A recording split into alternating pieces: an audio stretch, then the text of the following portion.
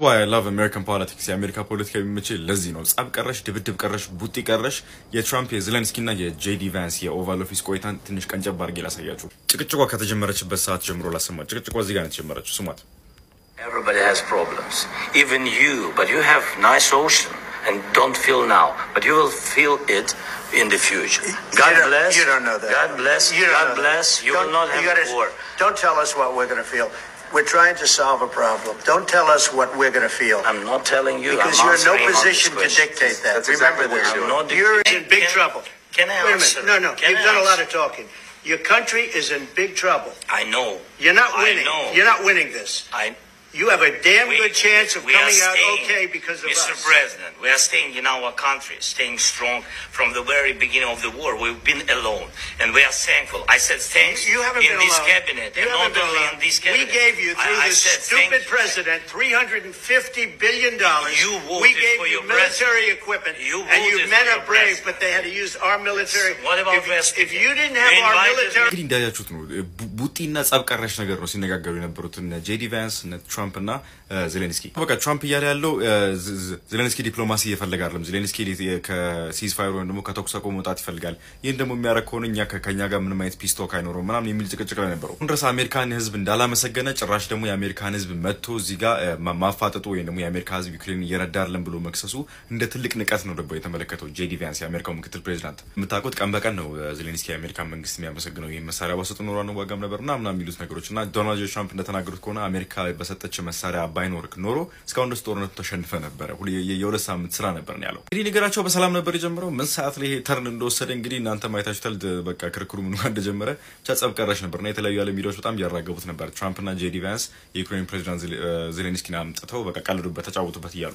ከዚህ ከኦቫል ኦፊስ ንግግራቸው በኋላ ሊያደርጉት ያሰቡትን የፕሬስ ኮንፈረንስም ዜሌንስኪ ሰርዞ ከዋይት ሃውስ መሄዱም ተነግሯል እንግዲህ ዶናልድ ትራምፕም እንደተናገሩት ከሆነ አሜሪካ ኢንቮልቭ ከሆነች የዩክሬን ፕሬዝዳንት ቮሎዲሚር ዜሌንስኪ ለፒስ ወይም ደግሞ ለሰላም ዝግጁ አይደለምና ለሰላም ዝግጁ ሲሆን ከአሜሪካ ጋር ማውራት ይችላል መነጋገር ይችላል የሚል ትዊት ለቀው ነበር ተመለከቱላችሁ የአሜሪካ ፕሬዝዳንትና ምክትል ፕሬዝዳንት ዜሌንስኪ ላይ ቀለዱበት ወይስ ደግሞ የዓለም ህዝብ የአሜሪካ ምን አይነት ቡሊ ምን አይነት ደግሞ ጡንቸኛ አገዛዝ ጡንቸኛ መንግስት እንደሆነ ተመለከተ ለኛ መስላችሁ ኮሜንት ላይ ሳውቁ አሁን ከመሸ በኋላ ሰበር ዜና ሰምቷል እንግዲህ ቀደም እንደነገርኳችሁ ሁለቱ መሪዎች ማለትም ዜሌንስኪና ትራምፕ በዋይት ሃውስ ተገናኝተው ነበር ታዲያ ጋዜጠኞችን በተገኙበት ቦታ ላይ መግለጫ ሰጥተው ነበር በዚህ መግለጫ ላይ እጅግ በጣም ከዚህ በፊት ታይቶ የማይታወቅ ነገር ማለትም ጦርነት ቀረሽ የሆነ ምልልስ ነበር የነበራቸው በዓለማችን የፖለቲካ ታሪክ ላይ እንደዚህ አይነት ነገር ተከስቶ አያውቅም ማለትም ሁለቱ መሪዎች ስድብ ቀረሽ የተባለ ንግግር ነው ያደረጉትና I don't know እንደዚህ አይነት ነገር ሰምቼ ማይቼም አላቅም ነገም እናየውና መንሰማው ነገር ይሆናል እጅግ በጣም ብዙ ነገር ነው የተነጋገሩት ግን በዚህ ጋዜጣዊ መግለጫ ላይ ከተስማሙት ይልቅ እጅግ በጣም ልዩነታቸው ሰፍቶ ታይቷል እውነት ነው የምላችሁ እንደዚህ አይነት መግለጫ በህይወት አይቼ አላቅም ሁለቱም በፍጹም አልተግባቡም ስድብ ቀረሽ የሆነ ነገር ነው የተነጋገሩት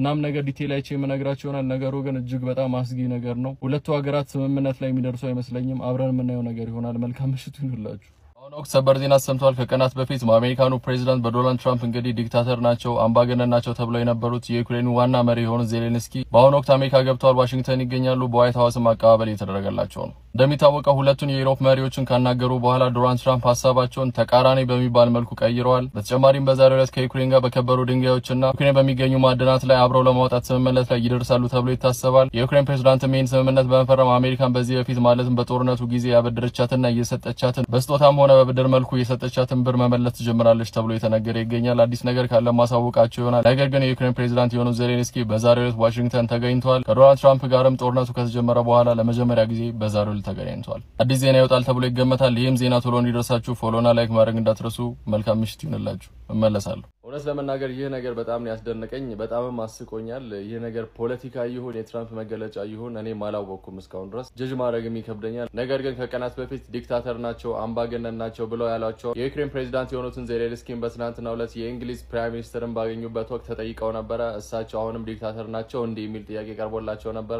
ነገር ግን እሳቸው የመለሱት መልስ እጅግ በጣም አነጋጋሪ ሆኗል እሳቸው እንዳሉት ከሆነ ይሄንን ነገር እኔ ነኝ እንዴ ያልኩት ብለው ካሉ በኋላ እንደዛ ብዬ መናገር አልነበረብኝም ብለው ተናግሯል አብረን እንስማ የተናገሩትን ነገር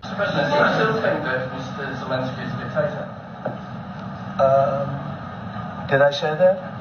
I can't believe I said that. Next question.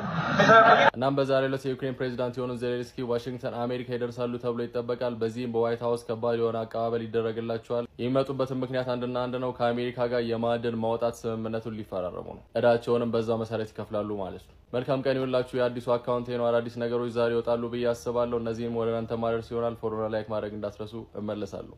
መልካም ቀን ይሁንላችሁ።